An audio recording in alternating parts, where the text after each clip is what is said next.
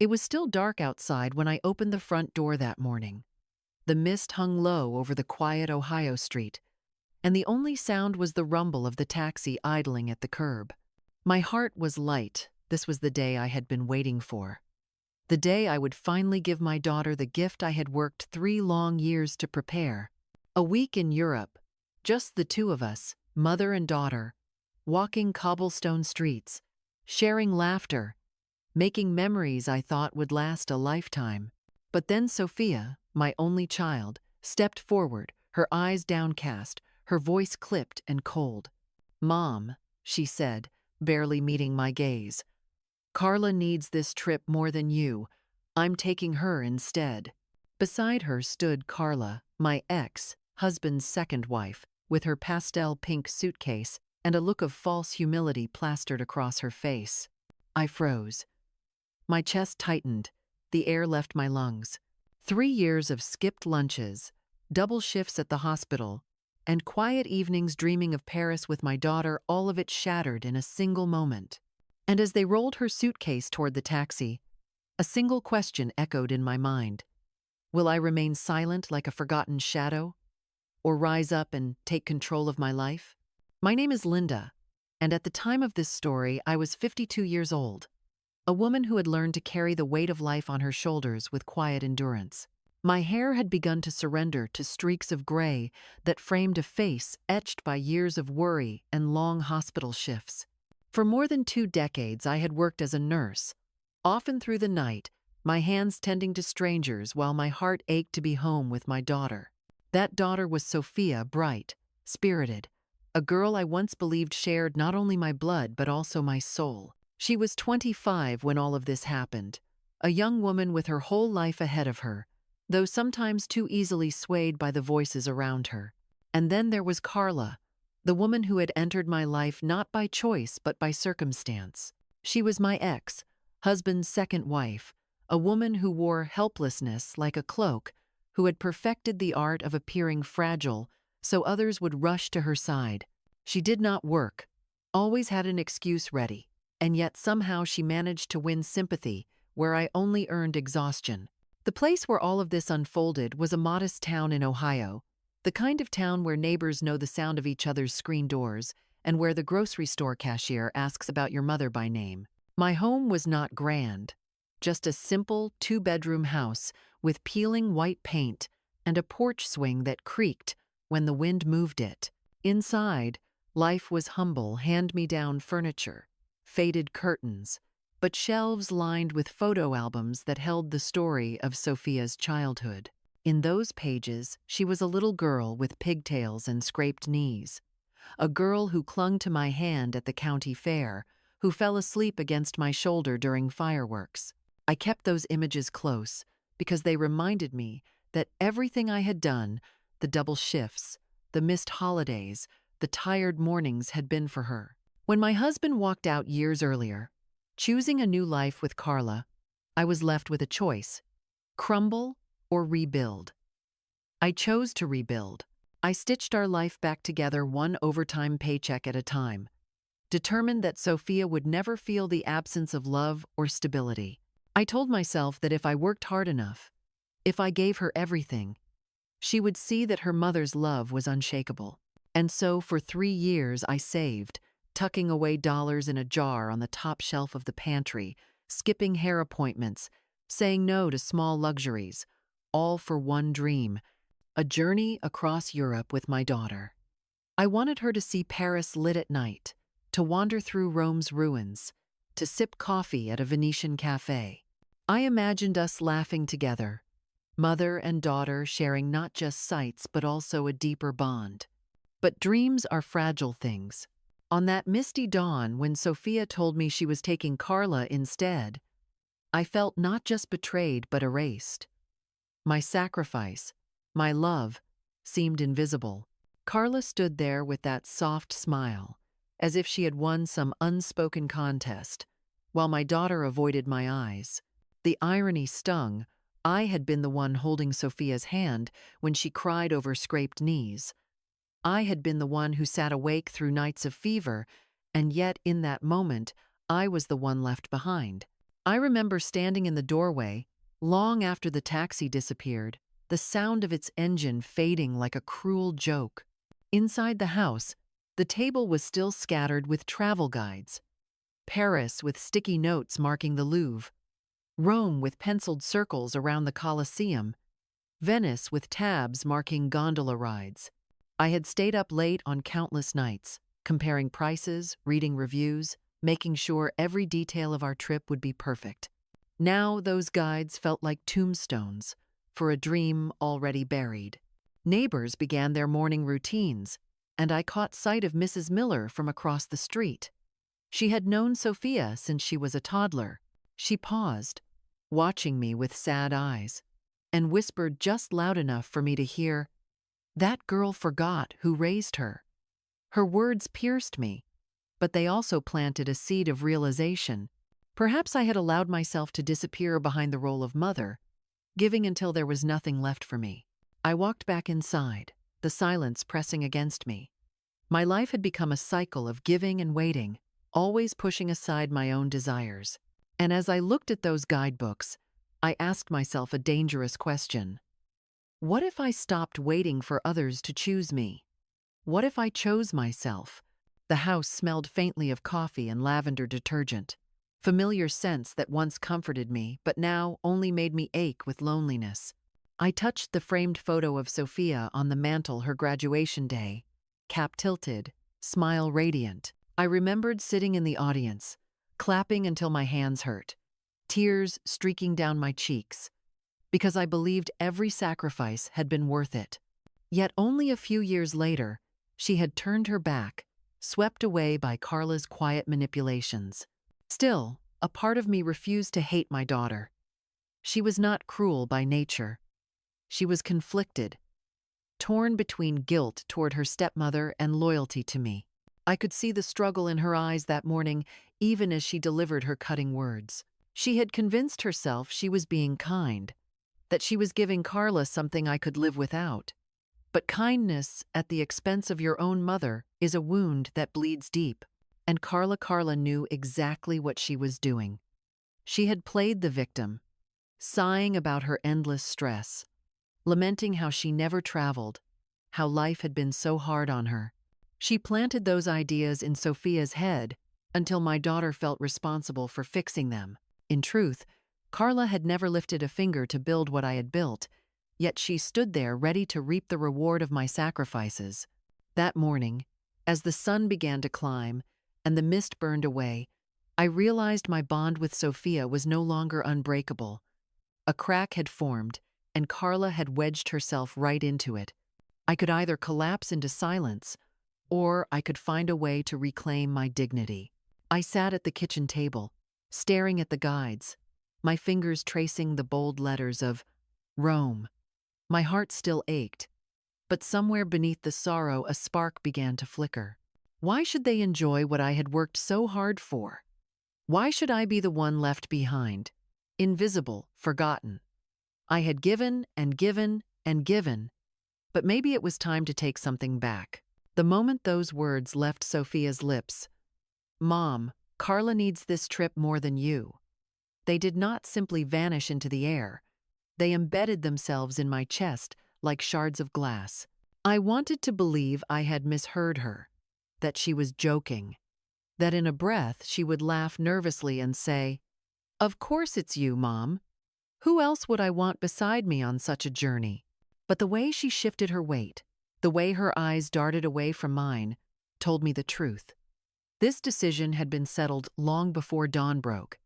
She had chosen Carla. My voice, when it finally came, sounded foreign to my own ears, hollow, trembling, as if my body were struggling to hold itself upright. "Sophia," I whispered, "I saved for 3 years so we could do this together." I wanted her to hear not just the words, but the history sewn inside them. The overtime shifts that left me staggering home after sunrise, the nights I ate a piece of toast instead of dinner so I could tuck another $20 bill into the jar, the evenings I sat beside her while she studied, dreaming aloud of the day we would walk through the Louvre together. Every detail of this trip had been infused with love, And now all that love was being shoved aside for a woman who had contributed nothing. Sophia's shoulders stiffened. She did not meet my eyes. "You've traveled before, Mom. Carla hasn't. I just want to help her." She said it like a justification, like she was trying to convince herself as much as me. The words dug deeper than she realized. Yes, I had traveled once years ago. A short nursing conference in Chicago where most of my time was spent in sterile rooms listening to lectures. That was not the kind of trip that imprints joy on the soul. But in Sophia's mind, it was enough reason to exclude me.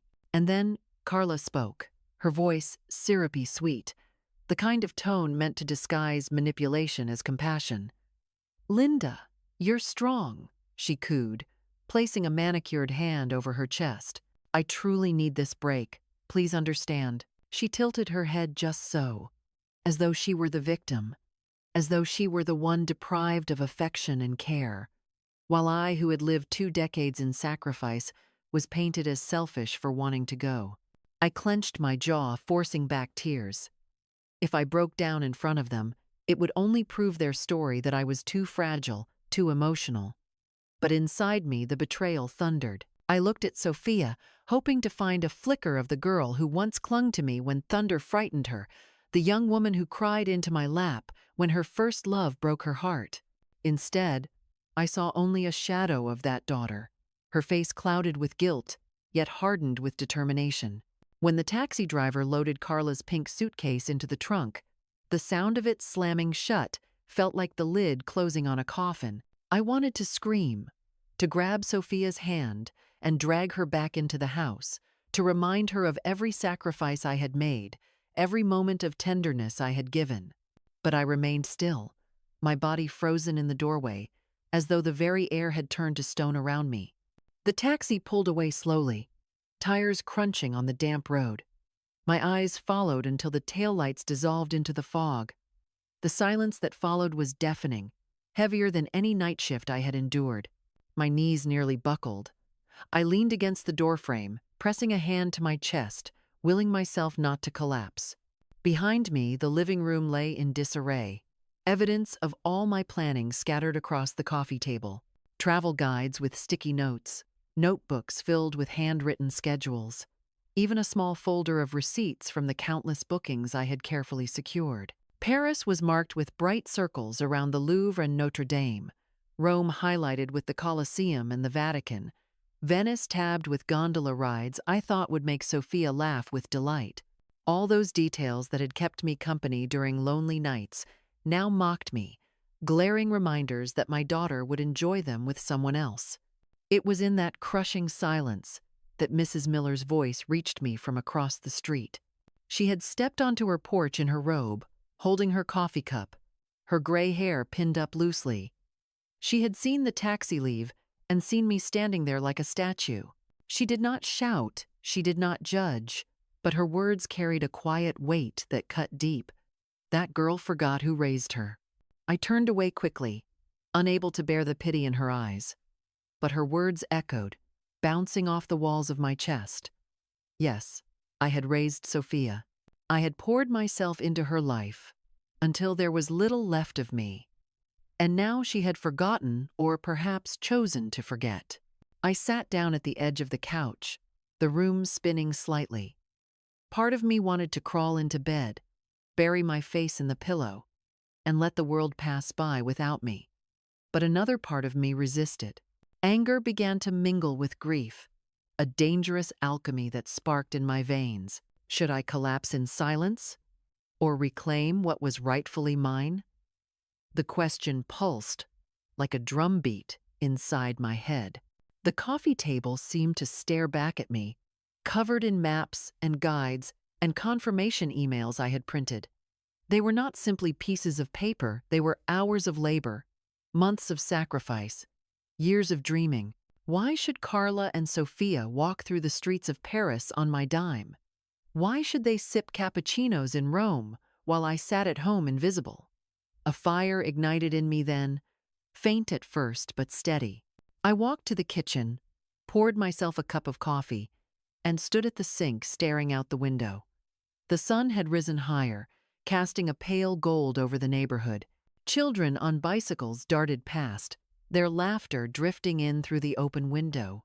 I thought of Sophia as a child, how she used to beg me to push her higher on the swing, how her laughter once filled my world. That little girl was gone now, replaced by a woman I barely recognized, a woman who had chosen convenience over loyalty.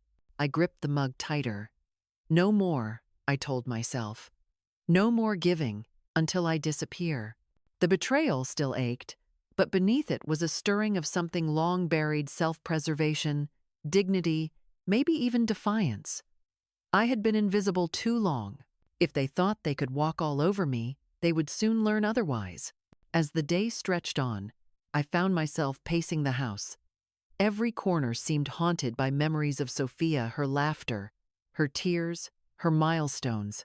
But instead of comforting me, they now felt like ghosts reminding me of what I had lost. Each step I took only strengthened my resolve. The bond between mother and daughter had cracked, yes, but I would not allow it to shatter me. By evening, the spark that had ignited that morning had grown into a flame. I had a choice to make: remain a forgotten shadow in my own story, or step forward and reclaim not only what was mine, but also who I was. And so, with trembling hands but a fierce heart, I sat down at my laptop, staring at the glowing screen. The cursor blinked like a challenge. I whispered aloud, as though speaking to the empty room could anchor my resolve.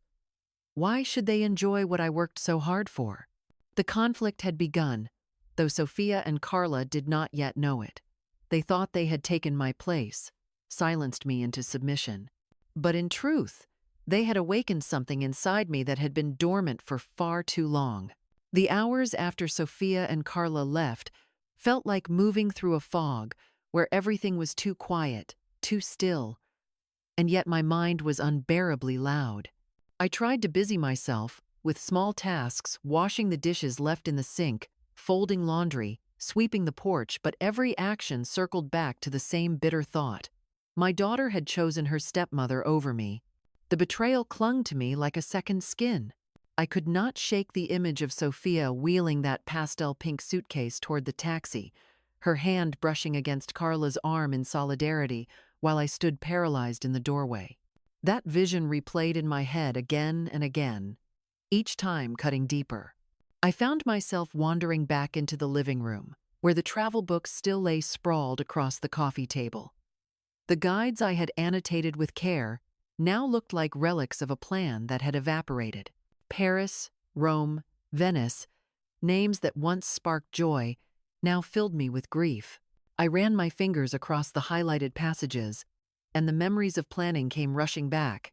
Sitting at the hospital break room during midnight shifts, jotting notes while eating a stale sandwich, skipping the temptation of a warm coat last winter because I knew that money would buy Sophia a ticket to a museum, imagining her smile when she first laid eyes on the Eiffel Tower.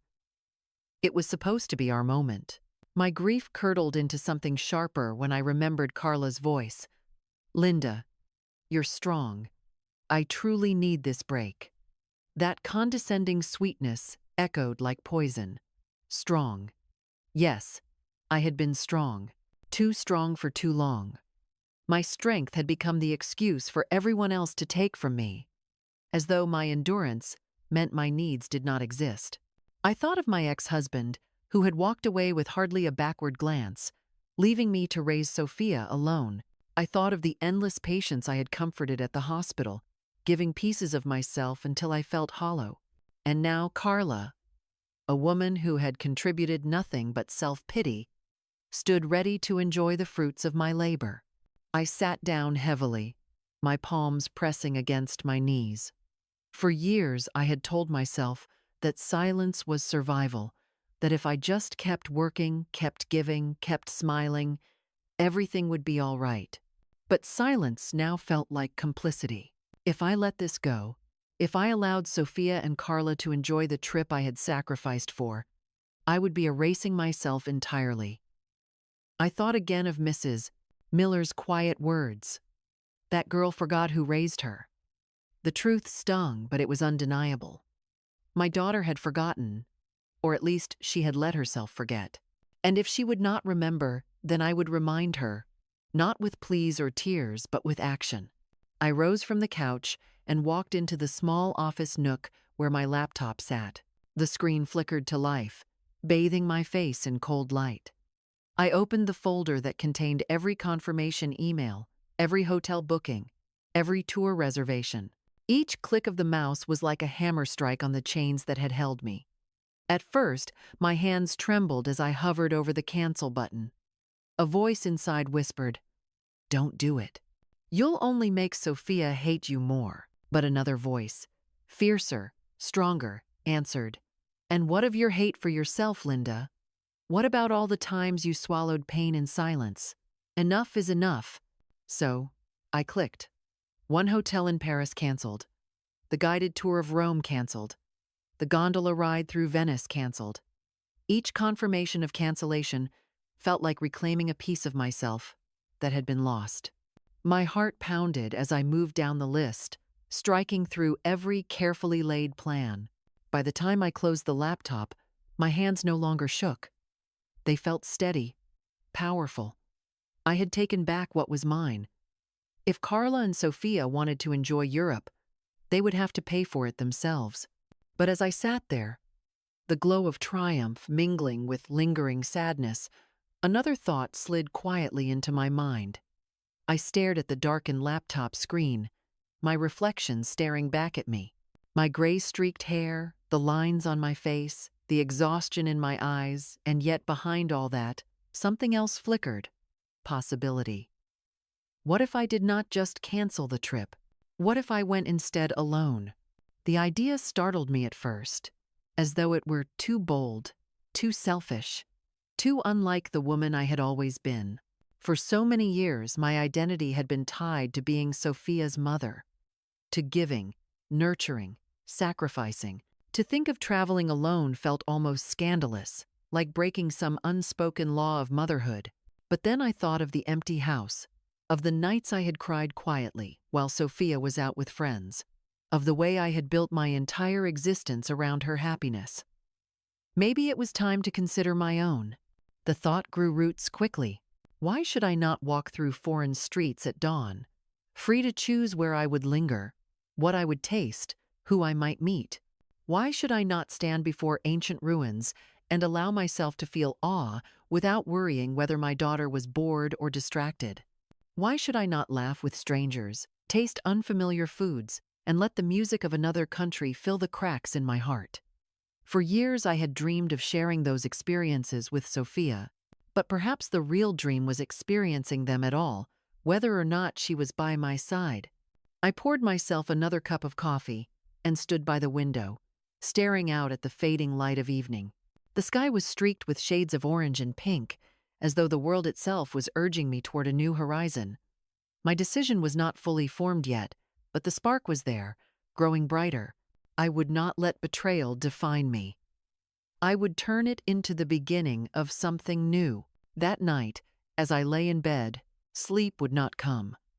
I stared at the ceiling, listening to the hum of the refrigerator, the occasional bark of a dog down the street. My mind raced, filled with visions of winding European streets, of freedom, of dignity restored. The betrayal still stung, but beneath it was a thrum of anticipation. Something was shifting inside me, something unstoppable. By morning, the path was clear. I would not crumble. I would rise. The following day began like so many others, the kettle whistling on the stove, the faint hum of the refrigerator, the quiet rhythm of a small house that had seen more years of sacrifice than of joy. Yet everything felt different, as though the air itself carried a charge of possibility. I moved through the room slowly, touching objects I had long overlooked. The porcelain figurine my grandmother left me, the framed photo of Sophia in her cap and gown, the quilt my mother stitched by hand. Each item reminded me of lineage, of resilience, passed from one woman to another. I had been raised by women who endured hardship, yet still found ways to carve out small spaces of happiness. And here I was, on the brink of doing the same. The phone rang mid-morning, its sharp trill slicing through the silence. My first instinct was to hope it was Sophia, calling to apologize, to say she had made a terrible mistake. But when I answered, it was only her voice, quick and hurried, telling me they had arrived in Paris safely. She sounded distracted, almost rehearsed, as though she wanted to ease her guilt without opening the door to conversation. Carla's laughter floated faintly in the background, high-pitched and grating, like wind chimes struck out of tune. I forced cheer into my tone, but inside I felt the bitterness swell again. They were walking the streets I had dreamed of, and yet I knew the ground beneath them had been paved by my labor. When the call ended, I sat in silence for a long time. My hands trembled slightly, not from weakness, but from the intensity of emotions coursing through me. That was when I reopened the laptop. I could have left it at the cancellations, could have taken satisfaction in knowing that their glamorous adventure would unravel when they discovered there were no hotel rooms waiting, no pre-booked tours, no safety net of my planning. But the thought of simply sabotaging their trip left me hollow. That was revenge, yes, but revenge alone could not fill the emptiness they had carved into me. I needed something more, something that would not only reclaim what was mine, but also give me back the parts of myself I had buried. I began searching. Ireland, the word appeared almost like an accident, yet it drew me in.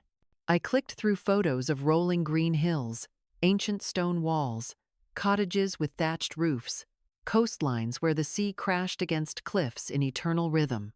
It was not the bustling cities of France or Italy, but something quieter, wilder, more soul-restoring. I pictured myself walking through flower gardens, breathing in the salty air of the Atlantic, sitting at a pub listening to fiddles and laughter, the idea wrapped around me like a blanket. It was not about luxury anymore, it was about rediscovering joy. My fingers flew across the keyboard. A countryside inn was available, a room with windows that opened to fields of lavender. I booked it without hesitation. Then came pottery classes in a nearby village, a garden tour, a small group hike along the cliffs. Each confirmation that popped into my inbox made my heart beat faster, not with guilt, but with exhilaration. For the first time in years, I was choosing something purely for myself. As evening fell, I sat on the porch swing, the creak of its chains blending with the chorus of crickets. Fireflies blinked in the yard like tiny lanterns guiding me forward. I thought of Sophia again, of her laughter when she was small, of the way she used to call me her best friend. Those memories still hurt, but now they no longer paralyzed me. They reminded me of what I had given, of the depth of my love. And if my daughter could not value it now, perhaps one day she would. But in the meantime, I had to learn to value myself. A strange calm settled over me that night. The decision was made. I would not sit in Ohio mourning what was lost. I would cross the ocean and claim a different kind of adventure. It would not erase the pain, but it would prove that I was more than just a forgotten mother, more than just a reliable caretaker left behind. I was still a woman, with desires, with curiosity, with a right to live fully. Lying in bed, I imagined the moment I would step off the plane into the Irish air, cool and damp, carrying the scent of earth and rain. I imagined walking narrow village streets, my footsteps echoing on cobblestones, strangers nodding greetings as though I belonged. I imagined nights filled with music and laughter, mornings filled with solitude and peace. And for the first time in a long while, I drifted to sleep not with heaviness, but with a flicker of excitement warming me from within. The conflict had escalated, yes, but it had also transformed.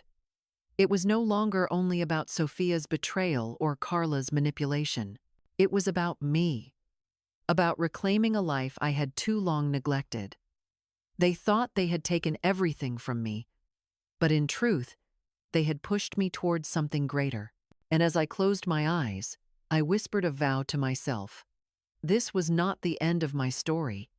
It was the beginning of my rebirth. The morning I finally booked my ticket to Ireland, I woke before the alarm, my heart already racing with anticipation. Dawn crept slowly through the curtains, painting the walls in pale gold, and for the first time in years, I did not feel the weight of dread pressing on my chest. Instead, I felt a strange lightness, as if I had stepped into a different version of myself. I brewed a pot of coffee, the familiar aroma filling the kitchen, but even that ritual felt transformed. I was no longer drinking it just to keep myself awake for a long shift at the hospital. I was savoring it, imagining the mornings I would soon spend gazing at rolling hills instead of sterile walls. As I sat at the table, staring at the printed confirmation of my flight, I thought about the courage it had taken to get here. I was a woman who had spent decades making choices for others, always calculating what Sophia needed, what the hospital demanded, what the bills required. My desires had been postponed so many times that they had almost disappeared. And yet here I was, about to cross an ocean alone, not because anyone asked me to, not because someone else would benefit, but simply because I wanted to. That realization was electrifying. Still, doubt tried to creep in.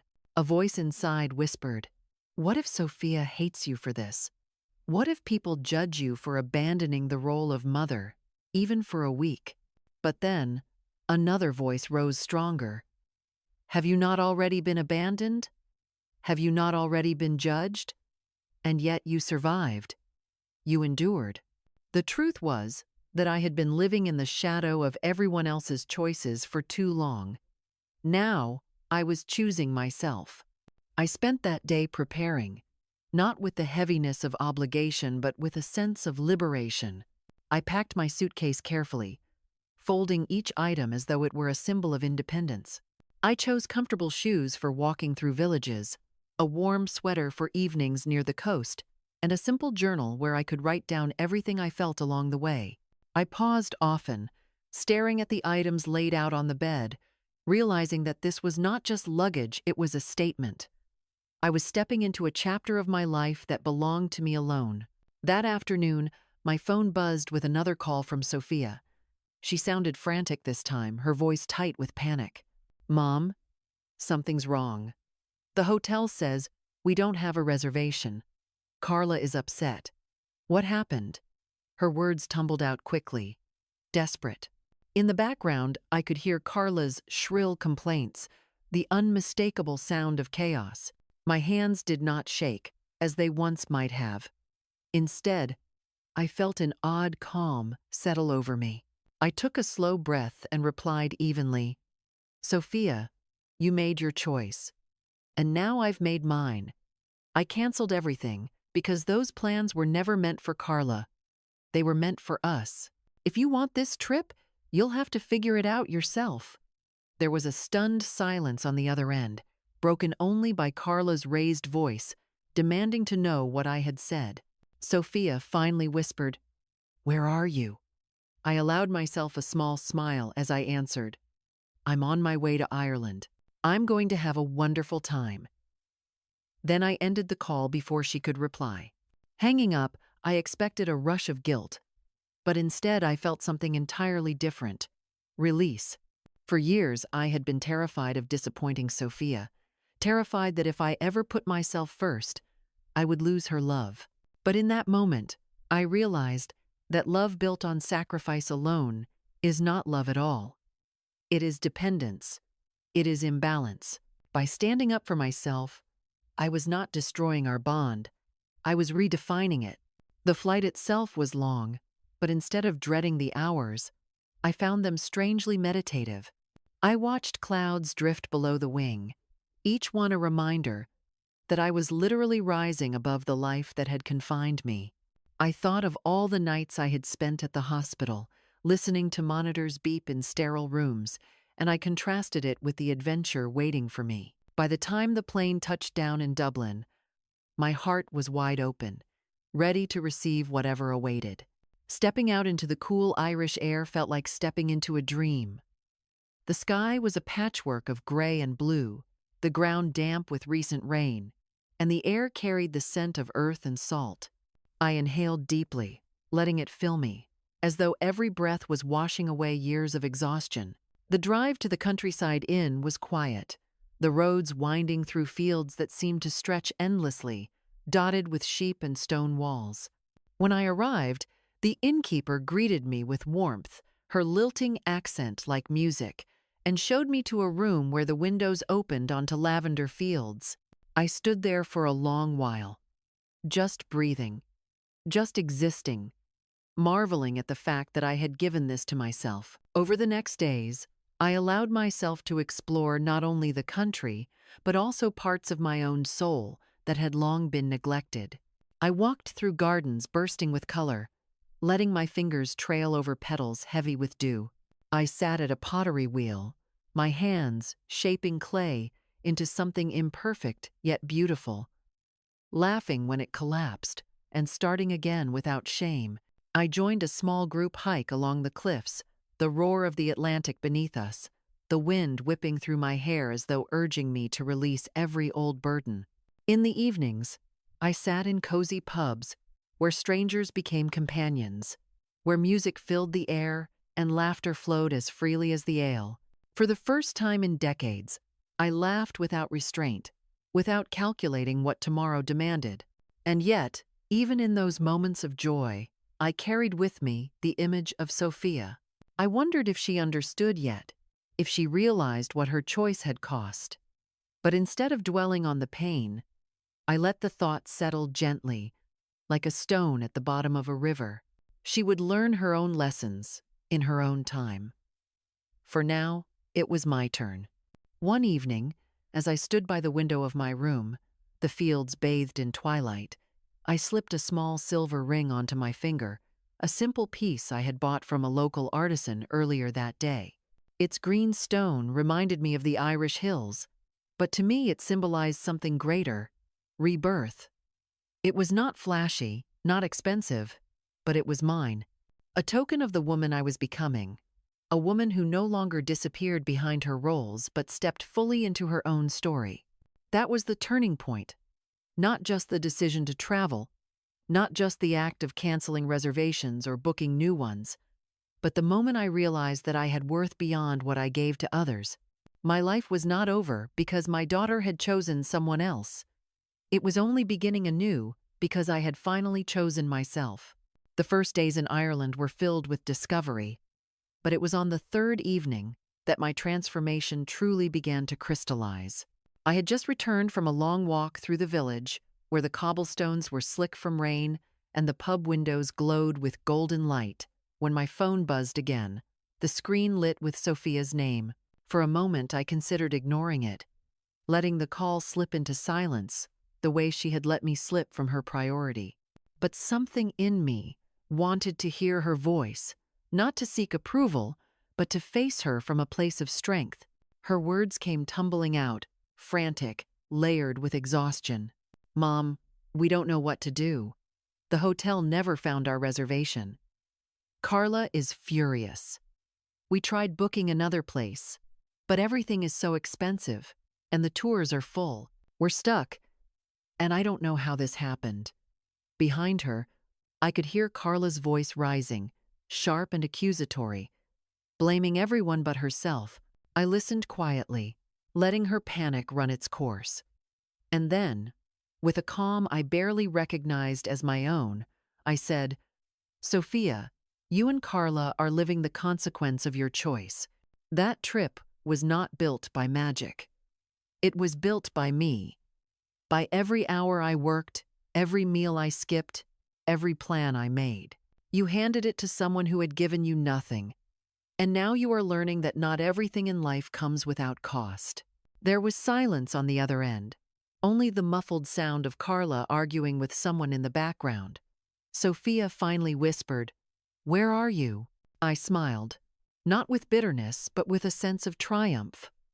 "I'm in Ireland," I said softly. "I am having a wonderful time." The line went quiet. I could almost picture her face, the realization dawning that while she had chosen Carla, I had chosen myself. I ended the call before she could respond, not out of cruelty, but because I no longer needed her validation. I had spoken my truth, and that was enough. That night, I joined a group of travelers at the local pub. The room was alive with music, fiddles, and drums weaving together in a tapestry of sound. A woman with fiery red hair pulled me into a circle of dancers, and though my steps were clumsy, I laughed until my sides ached. For years, my laughter had been quiet, restrained, hidden behind fatigue. But in that room, surrounded by strangers who welcomed me without question, my laughter returned in full force. I was no longer the forgotten mother left standing in the doorway. I was a woman rediscovering joy. The following day, I visited the cliffs. The wind was wild, whipping strands of hair across my face, and the sea crashed violently below. I stood at the edge, arms outstretched, and let the storm of nature mirror the storm inside me. All the anger, the grief, the betrayal, I let it roar with the waves, carried away by the spray of salt and air. For the first time in decades, I did not feel small. I felt expansive, limitless, part of something greater. It was there, on those cliffs, that my phone buzzed again. This time it was not Sophia, but my ex-husband. His voice was sharp, laced with accusation. "Linda, how could you do this to Sophia?" She called me in tears. "You're being selfish, punishing her for nothing. She's young. She made a mistake. Why are you being so cruel?" I closed my eyes, inhaling the sea air. My ex-husband, the man who had walked out on us, who had left me to shoulder every burden, dared to lecture me about selfishness. I let his words run on, and then I spoke, firm and steady. For years, I was never allowed to be selfish. I was the one who held everything together when you left. I was the one who worked until my hands ached to provide for our daughter. And yet, when I finally do something for myself, you call me cruel? I am not cruel. I am not selfish. I am finally living. And if that unsettles you, that is your problem, not mine. There was silence on the line, and for the first time in years, I did not rush to fill it. I let the weight of my words hang there, undeniable. Finally, he muttered something about responsibility before ending the call. But I did not feel shaken. I felt victorious. That night, back at the inn, I slipped the green stone ring on my finger again. It glowed faintly in the lamplight, a reminder of the woman I was becoming. Not a doormat, not an afterthought, but a woman with boundaries, with courage, with the right to happiness. The climax was not only in the calls, not only in the cancellations or the rebookings, it was in the reclamation of my voice. For so long I had been silent, enduring, hoping that patience would be enough. Now I knew that silence had been my prison, and speaking my truth was the key that set me free. The morning after my ex-husband's call, I woke to the sound of rain tapping against the inn's window panes. Instead of heaviness, I felt clarity. The storm inside me had broken, and what remained was resolve. I dressed in layers, pulled on my boots, and set out to the village market. The air smelled of wet earth and bread fresh from ovens, the kind of scent that makes you believe life is simpler than the wounds you carry. I wandered through stalls of handmade crafts, baskets of fruit, and wool scarves dyed in deep hues. For the first time, I bought something for myself, without guilt, a hand-woven shawl in emerald green. Wrapping it around my shoulders, I felt like I was clothing myself in renewal. As I sipped tea at a small cafe, my phone buzzed once more. This time, Sophia's voice was softer, stripped of defiance. "Mom, we're struggling. Carla and I fought. She blames me for everything. I don't know what to do." I could hear the crack in her voice, the tremble of a woman who had stepped into quicksand and was sinking fast. For a brief moment, my mother's instinct stirred, the part of me that wanted to comfort, to rescue. But then I remembered the years of sacrifice, the way she had turned from me on that porch, and I steadied myself. "You chose her, Sophia," I said quietly. "You decided she deserved the fruit of my labor more than I did. That choice has consequences, and maybe those consequences are teaching you something only hardship can teach." She began to cry, whispering apologies I wasn't sure she fully understood. I listened, my heart aching, but I did not waver. "I love you," I said firmly, "but I will not erase myself anymore. I am in Ireland, and I am living my life. You'll have to learn to live yours." Then I ended the call, not to hurt her, but to protect myself. That evening, the innkeeper invited me to join her family for dinner. We sat around a wooden table in the warm glow of candlelight, bowls of stew steaming between us, bread warm from the oven. Laughter bubbled easily, and stories flowed like wine. I found myself speaking freely, telling them about my years as a nurse, about Ohio, about the daughter I loved, and the betrayal that had brought me here. Instead of pity, they offered understanding. The innkeeper's husband clapped my shoulder and said, "Sometimes the greatest journeys begin when someone else closes a door on you." His words landed deep, like a blessing. The following days became a tapestry of healing. I walked along rivers where swans glided gracefully, visited ruins where stones whispered of centuries of resilience, and let myself be part of music-filled nights where strangers sang with voices that shook the rafters. Each experience layered itself over my pain like balm. I was not erasing the wound. I was transforming it. One afternoon, while molding clay at the pottery class, I realized something profound. As the wheel spun beneath my hands, the clay collapsed again and again, refusing to take shape. Frustrated, I almost gave up.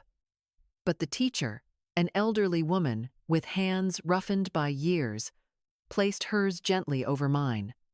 "Don't fight it," she said. "Guide it. Let it become what it wants to be." Slowly, with her guidance, the clay began to rise, imperfect yet sturdy, beautiful in its flaws. Tears stung my eyes because I understood then. My life was the same. I had fought to control it, to mold it into a perfect story of sacrifice rewarded. But perhaps it was not meant to be perfect. Perhaps it was meant to be mine, with all its cracks and scars, still capable of holding beauty. By the end of the week, I stood on the cliffs once more, the ocean roaring below, my shawl whipping in the wind. I pulled the green ring on my finger tighter and whispered to myself, "I am not a shadow. I am not forgotten. I am here, and I will live." The sea seemed to answer back with thunderous waves, as though the world itself affirmed my vow. When I finally returned to Ohio, something in me had shifted so profoundly that even the air of my small town felt different. I was no longer the woman who stood helpless in the doorway as her daughter walked away. I was a woman who had crossed the ocean, faced betrayal, and reclaimed her dignity. The showdown was not in harsh words or dramatic confrontations. It was in the quiet strength I carried now, in the refusal to diminish myself again. When the plane touched down in Ohio, I felt the familiar weight of home pressing in, but it no longer suffocated me. The airport looked the same, families reuniting with tears, businessmen rushing with briefcases, children dragging stuffed animals across the floor, but I was not the same woman who had left.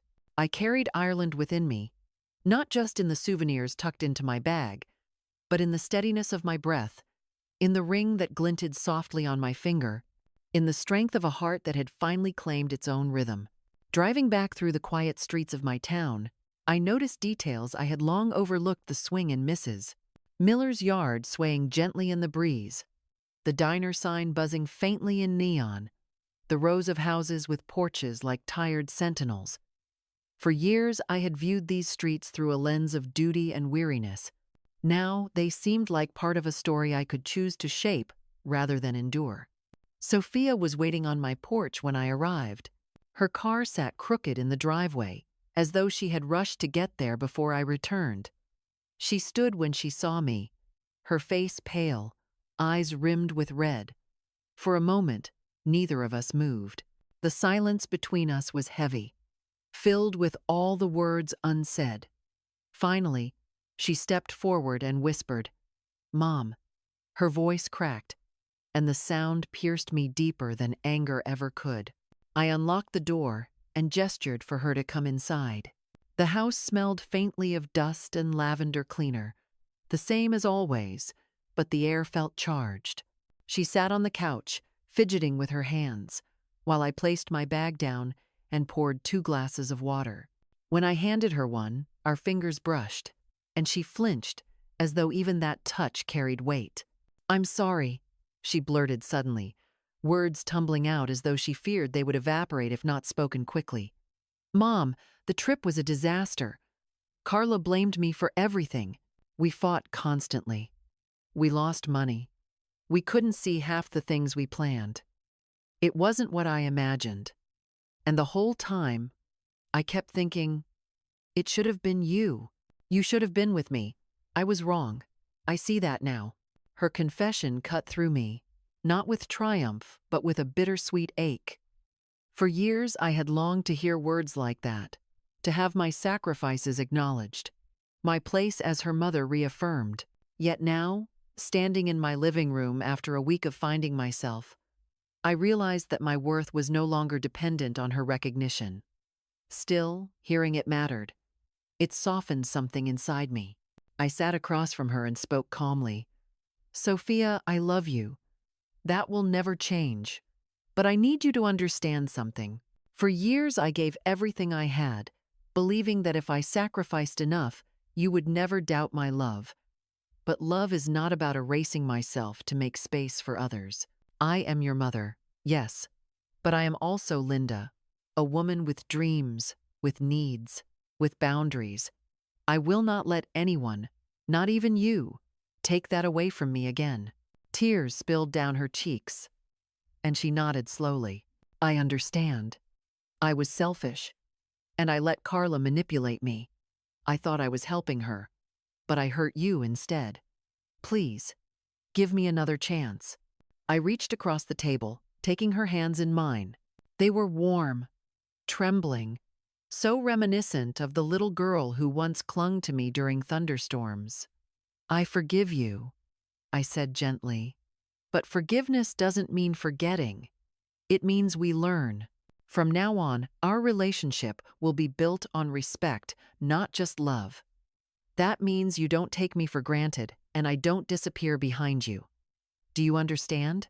She nodded again, her tears dripping onto our joined hands.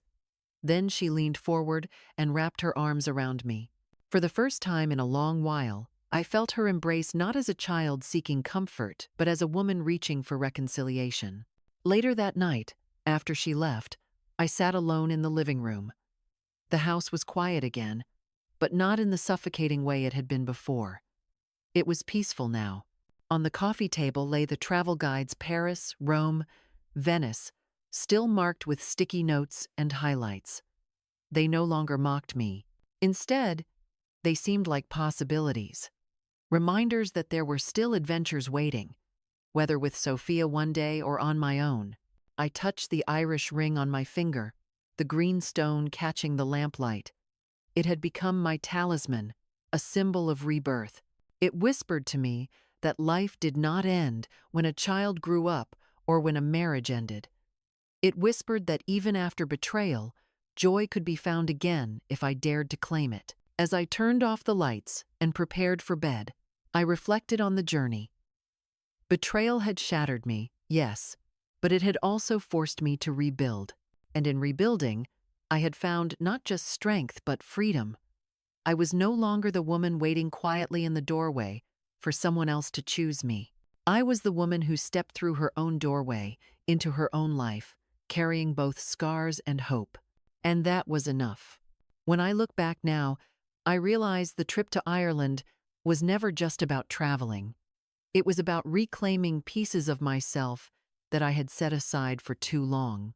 As mothers, we are taught to give endlessly, to pour every ounce of our energy into raising children, keeping families together, and sacrificing our dreams.